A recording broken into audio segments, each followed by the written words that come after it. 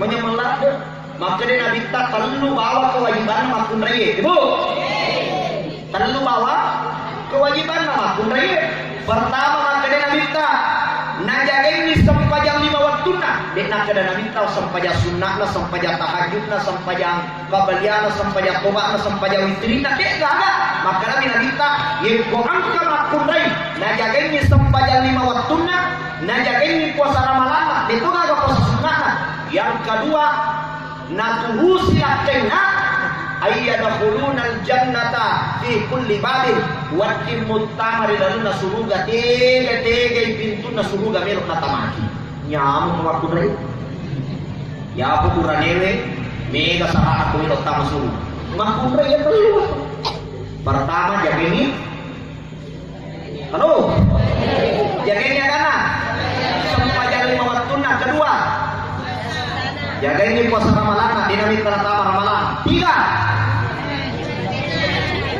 Taat kepada suami. Tanpa bawa nama di surga makun raya tega pintu na surga di lori nasi nabita. Jadi dia tuh makun raya, dia tuh gagal kewajiban nama bisa pening. Dia gagal kewajiban nama sesak.